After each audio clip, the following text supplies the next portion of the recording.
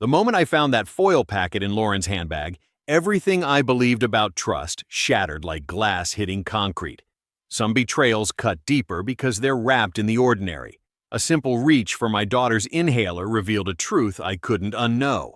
My name is Michael Grant, and I'm 32 years old. Each morning I pack 3 lunchboxes at the kitchen counter of the home I fought to keep.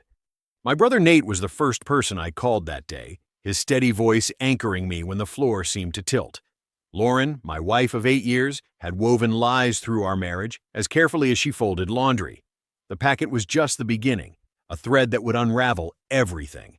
I've always believed in documentation over destruction. My hands might have shaken, but my resolve never did. Before I go any further, let me know in the comments where in the world you are watching from, and make sure to subscribe because tomorrow I will share a story you don't want to miss. But let me start from the beginning. I set the foil packet on our kitchen table with the same care you'd use handling evidence. In a way, that's exactly what it was. Lauren breezed in from the living room, car keys jingling in her hand, but froze when she saw what waited between us. "Explain." My voice came out steadier than I expected.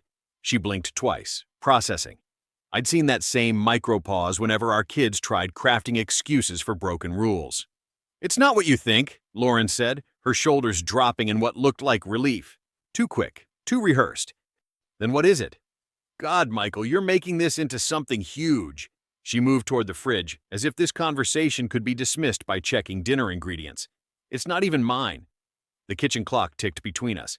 I remembered summer evenings at this same table, Lauren laughing as our youngest tried to catch lightning bugs through the window. Now the air felt thick with unspoken things. "Whose is it?" "It's..." She turned, leaning against the counter. "It's for a friend, Evan. It was supposed to be a gag gift for his birthday party." "Evan?" I kept my tone neutral. "Don't think I've met him." "He's new at work, in accounting." Lauren waved her hand dismissively. "Look, I know how this seems, but you're overreacting. I would never..." Her voice caught, tears welling up right on cue. "How could you think I'd do that to us?" The performance was flawless. Maybe that's what bothered me most. I'd seen Lauren cry real tears before, when her dad passed, when our first baby had colic, and this wasn't it. These tears arrived too conveniently, disappeared too quickly. "Then let's work on us," I said, measuring each word. "We could try counseling. Put everything on the table. Rebuild what matters." Lauren's face shifted, relief replacing distress like someone flipping a switch. "Yes," she breathed. "Yes, that's exactly what we need. I'm so sorry this scared you. I should have told you about the gift thing immediately." I nodded slowly. "We've got the kids to think about. Their stability matters most." "Of course it does." She stepped closer, touching my arm. "I'll call for appointments tomorrow. We'll fix this. Make everything right again." Hope flickered, weak but present. I wanted to believe her, wanted it badly enough that my chest ached. Lauren smiled, squeezed my hand, and moved to the stove. "I'll make that pasta you love, the one with the garlic bread." I watched her gather ingredients, her movements smooth and practiced. Everything looked normal, my wife cooking dinner, humming softly, completely at ease. But my stomach clenched tight, because nothing about this felt real. The tears, the quick agreement to counseling, this sudden shift to domestic perfection. It was all just another performance. Lauren glanced back, her smile serene. "Could you grab the oregano from the spice rack?" I did, playing my part in this scene she'd crafted. But that knot in my gut wouldn't ease, because I'd finally recognized something crucial. I wasn't watching my wife cook dinner. I was watching an actress nail her lines. The week after finding that packet crawled by in slow motion. Lauren doubled down on being the perfect wife, cooking elaborate meals, planning weekend activities with the kids, leaving sweet notes in my lunch. Remember those early dating days when someone tries so hard to impress you that it sets off warning bells? That's exactly how this felt. "I booked us for Thursday at 7, she announced over breakfast, waving a counseling appointment card. "Dr. Matthews has great reviews." I nodded, watching her spread jam on our daughter's toast with extra care. "Sounds good." The kids noticed the change too. "Mommy's being super nice," our oldest whispered during movie night, as Lauren brought in a second bowl of popcorn none of us had asked for. She was trying too hard, like an understudy overacting their first lead role. That thought kept me up late that night, staring at the ceiling while Lauren's breathing stayed suspiciously even beside me. Something about her performance didn't add up. The same instinct that had me checking her bag now pulled me toward my laptop. Our shared banking app loaded slowly in the dark. I scrolled through recent transactions, my throat tightening at what I found. 3 separate rideshare charges, all between 11 p.m. and 2 a.m. last week. Lauren didn't take rideshares. She hated them, always insisted on driving herself. A hotel charge from the Hampton Inn appeared 2 days later. The room felt colder suddenly. I remembered the way my mom's ceramic cookie jar used to burn my fingers when I'd reach in knowing I shouldn't. That same guilty heat spread through my chest now as I opened Lauren's glove compartment the next morning, looking for registration papers we needed.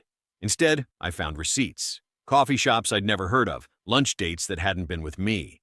My hands shook slightly as I photographed each one, careful to keep the dates visible. I was turning into someone I never wanted to be, a husband who searches, who documents, who doesn't trust. But Lauren had turned me into this, hadn't she? The final piece clicked when I popped her trunk to load groceries. A sweater had shifted during the drive, revealing the edge of a phone I'd never seen before. My breath caught as I lifted it carefully, snapping pictures from every angle before returning it exactly as I'd found it. The screen was locked, but it didn't matter. Its existence was proof enough. That night, I drove to Nate's with a duffel bag full of our kids' essentials. Favorite pajamas, special stuffed animals, spare inhalers. Better to have everything ready, better to be prepared. Jesus, Nate muttered, watching me arrange the children's things on his dining room table. You're sure about this? Found a second phone today. My voice sounded distant to my own ears. Hidden in her trunk, plus late-night rides, hotel charges, receipts that don't match her stories. Nate's jaw tightened. He'd never liked Lauren, but he'd kept that opinion mostly to himself out of respect for me. Now his expression said everything he'd been holding back. So, what's next? He asked as I zipped the duffel bag closed. I met his eyes steadily. Now I gather proof. I'd tracked the second phone's location for 3 nights before it led me to the Hampton Inn. Each ping felt like another nail in the coffin of my marriage, but I needed to be certain. No assumptions, no maybes, just cold, hard facts. Room 314. I stood there for a long moment, my thumb hovering over the record button on my phone. The hallway carpet muffled my steps, its dated pattern swimming before my eyes. Remember when Lauren and I stayed at a place like this on our honeymoon? Because it was all we could afford? The memory tasted like ash now. I knocked twice, sharp and professional. The door opened and there stood Evan in nothing but a hotel towel. Water still beaded on his shoulders, dark hair dripping. His expression shifted from confusion to recognition, to something close to fear as he registered who I was. You'll both get your say, I said, my voice steadier than I felt. Just not here. Not now. I held up my phone, making sure he saw it was recording. This ends in court, with evidence and consequences. Not in a hallway. Lauren appeared behind him, wrapped in a bathrobe, her face ghost white. Michael, save it.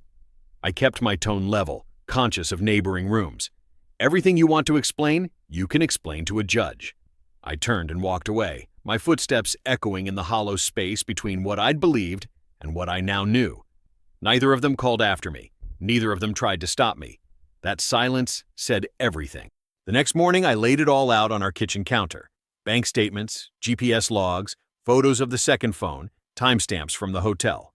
Lauren came downstairs in her running clothes, freezing when she saw the evidence arranged like exhibits at a trial. This is dates, times, and charges, I said simply. Plus what I recorded last night. Her face transformed, charm melting into something harder.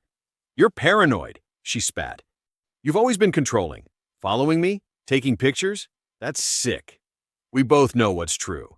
I kept my voice steady, phone recording in my pocket. I'm taking the kids to Nate's today. If you leave, I'll ruin you. Her words came fast now, desperate. I'll tell everyone what you really are. No one will believe your evidence once I'm done. I let the threat hang there, captured clearly on my phone before responding. The kids will be ready in 20 minutes.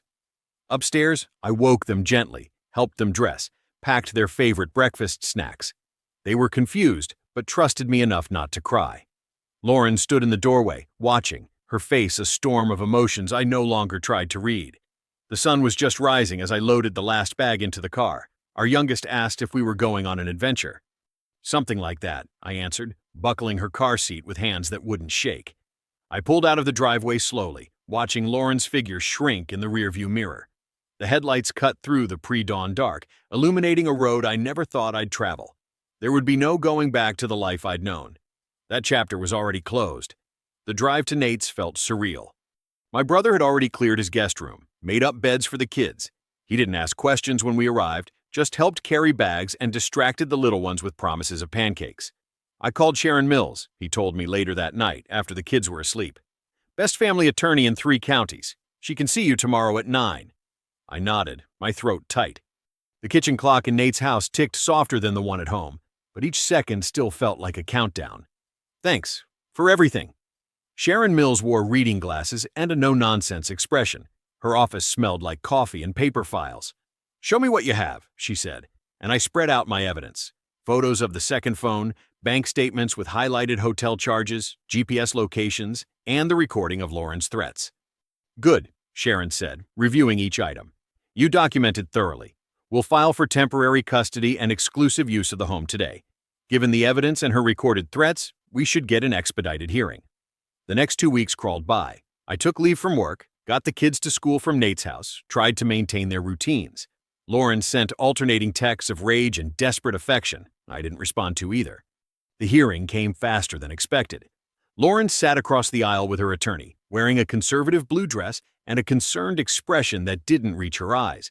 I kept my focus on Sharon as she presented our documentation to the judge. Your Honor, we have clear evidence of infidelity, including photographic proof and hotel receipts. More concerning are these recorded threats of false allegations, made when Mr. Grant confronted his wife with evidence. The judge, an older woman with steel-gray hair, listened carefully. She reviewed the timestamps, the bank records, the GPS logs. Lauren's attorney tried to paint me as controlling, obsessive, but facts are stubborn things. Based on the evidence presented, the judge said, I'm granting temporary full custody to Mr. Grant, with supervised visitation for Mrs. Grant. I'm also awarding exclusive use of the marital home to Mr. Grant and the children. This arrangement will continue pending final resolution. Relief hit like summer sun after weeks of rain. Lauren's face went rigid with shock. Her attorney whispered something, but she shook her head sharply. That afternoon, I moved the kids back home. We stopped for groceries first. Milk, bread, their favorite cereals. Something about filling the refrigerator felt like reclaiming our space. The kids ran to their rooms, excited to see their toys again. I stood in the kitchen, watching them settle back in. The house felt different now, emptier in some ways, but cleaner too, like finally lancing an infection. I placed my keys on the counter, their familiar jingle echoing in the quiet space. The doorbell rang. 2 women stood on the front step, clipboards in hand. Their matching navy blazers and serious expressions screamed government agency before they even opened their mouths. Mr. Grant, we're from Child Protective Services. We've received an anonymous report of domestic violence and child endangerment. My stomach dropped even before I saw her. Lauren stood behind them, arms crossed, wearing a smile that didn't touch her eyes. My pulse slammed against my throat as the reality hit. This wasn't over. Not even close. I led the CPS workers to the living room, my hands trembling slightly as I gestured toward the couch. Keep it together. Document everything. The taller worker, who'd introduced herself as Miss Chen, opened her notebook while her colleague, Miss Thompson, remained standing. Mr. Grant, we have a report alleging physical abuse against your wife and endangerment of your children. Ms. Chen's voice was professional, but carried an edge of predetermined judgment.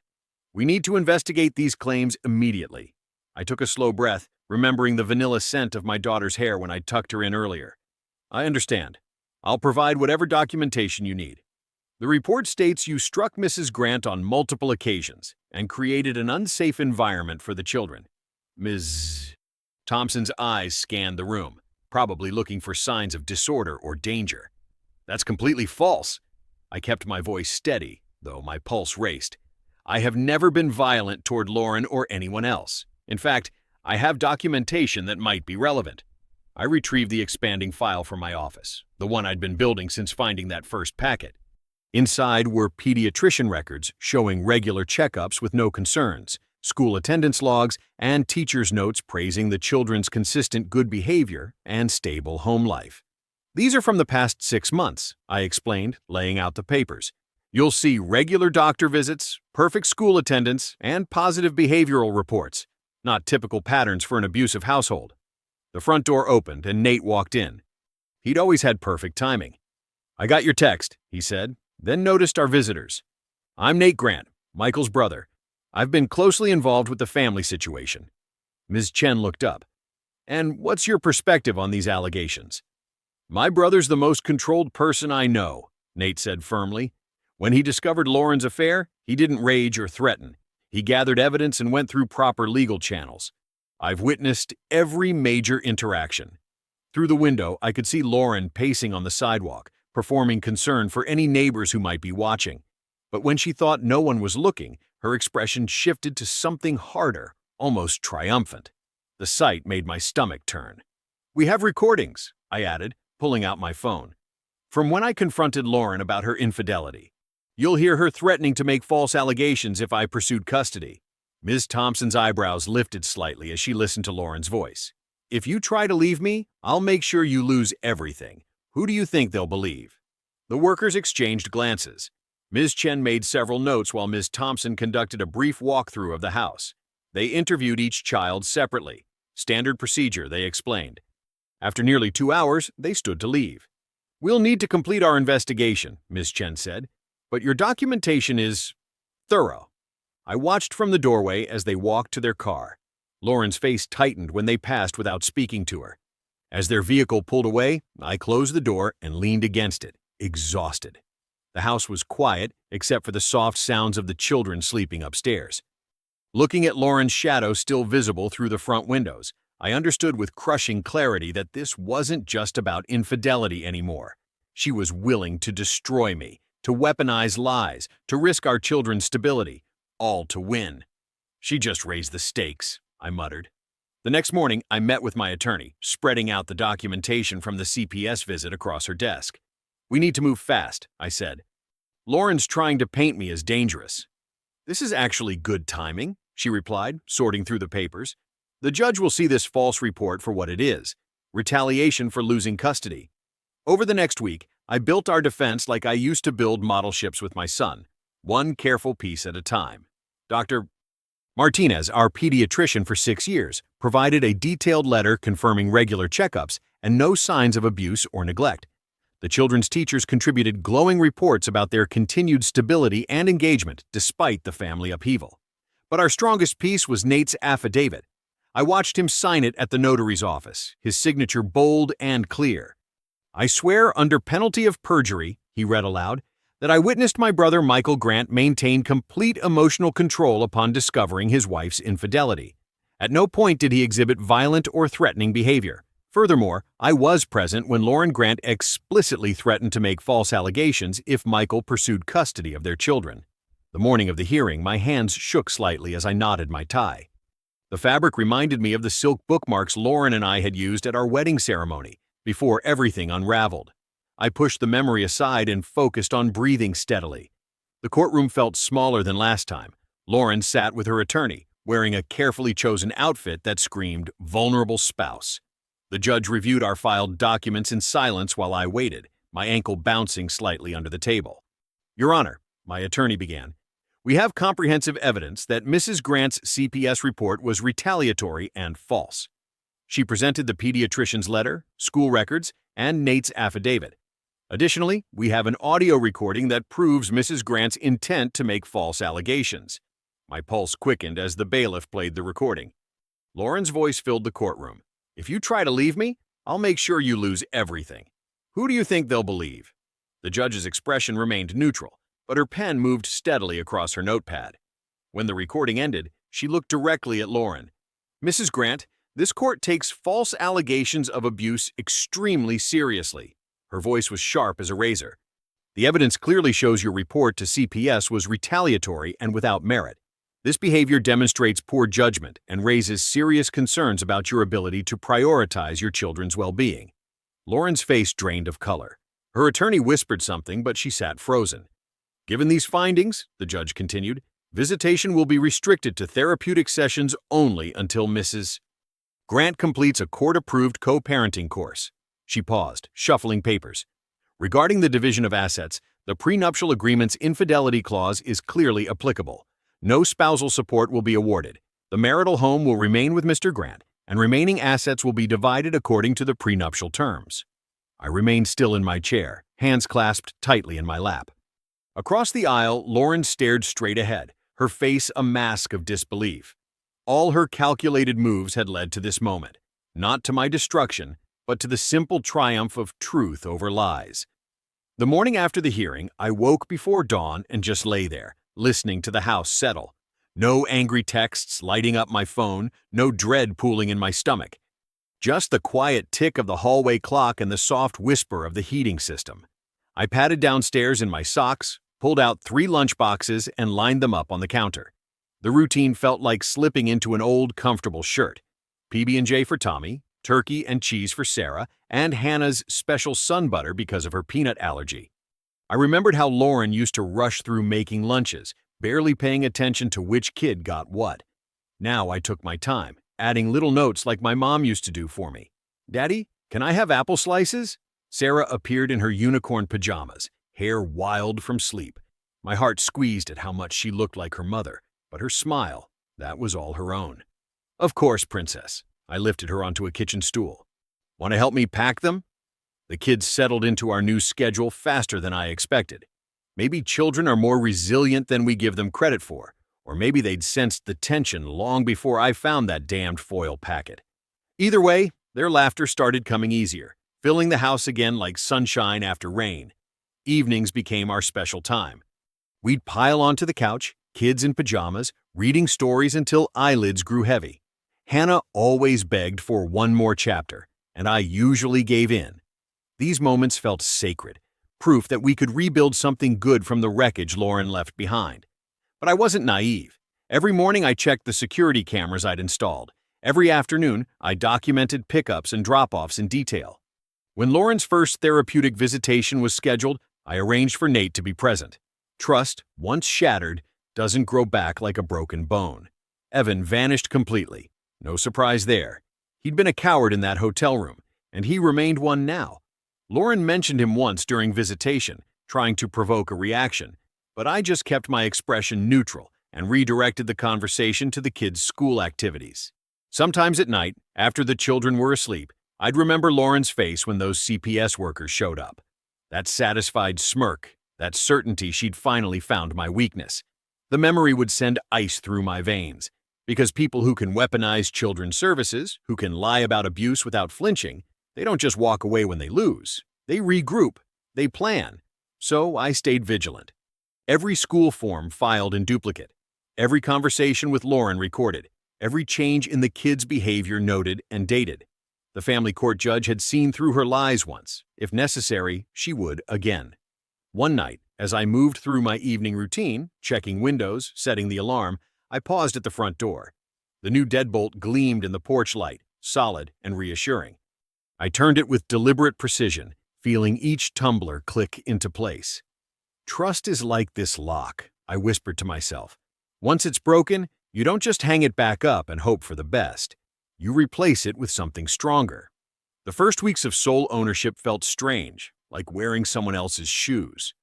I'd catch myself hesitating before moving furniture or hanging new pictures, remnants of a time when every decision needed negotiation. But slowly, deliberately, I reclaimed each space. The master bedroom transformed first. New sheets, new curtains, everything in calm blues and grays. I boxed up Lauren's remaining clothes and arranged for her sister to collect them. Each item that left felt like setting down another stone I'd been carrying. "You're doing it right," Nate told me over coffee one morning. He'd started dropping by more often, usually with donuts and that steady big brother wisdom I'd come to rely on.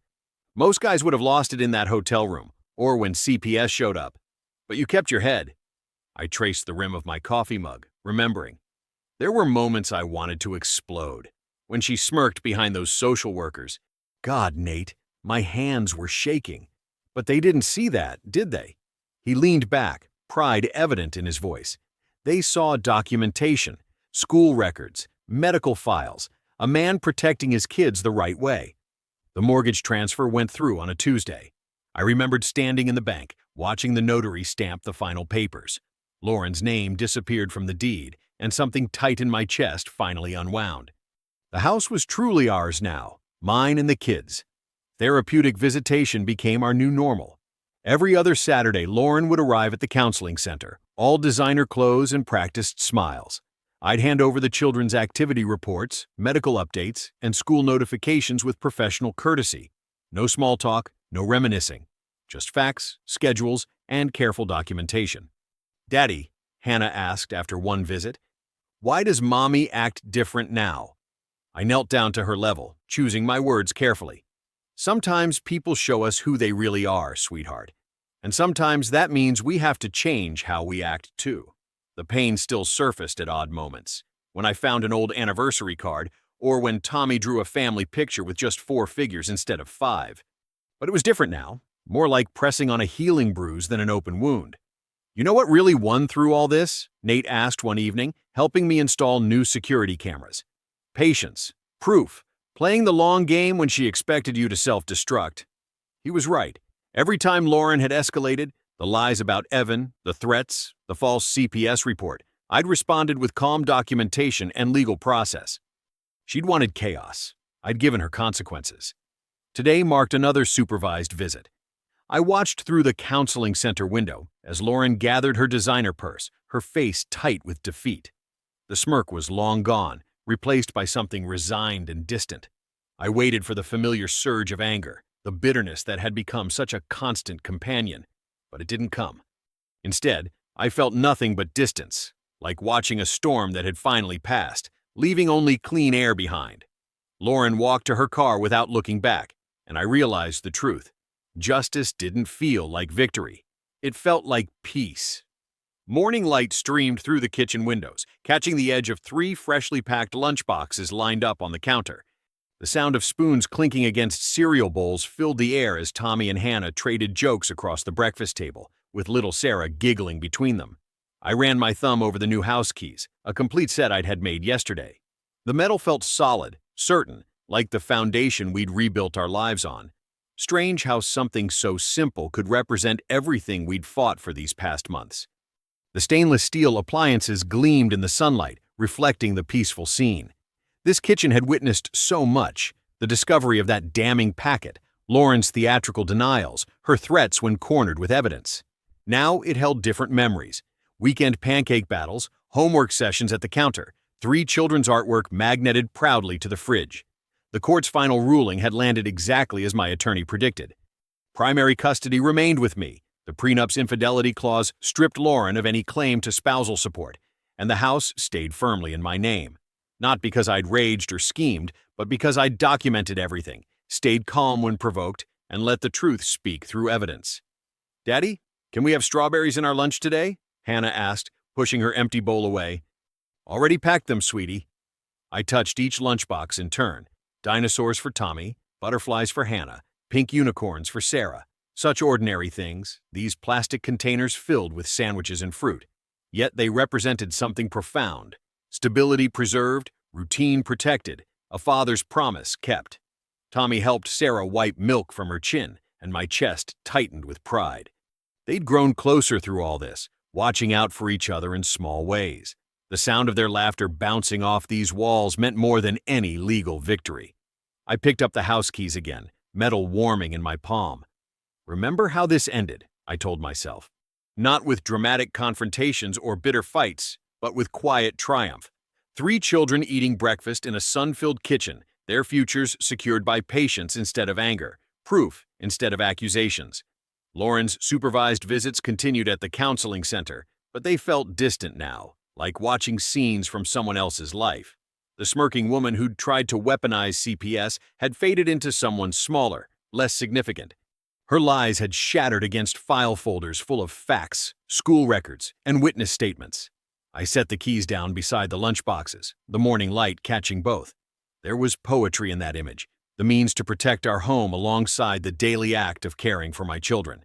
2 victories intertwined, custody and stability, won through the same steady approach. "Time for teeth brushing," I announced, gathering empty bowls as chairs scraped back. The kids raced upstairs, their footsteps thundering like a happy storm. I stood at the counter for a moment longer, watching sunlight play across stainless steel and new keys, hearing my children's voices echo through our home, secured by patience and proof.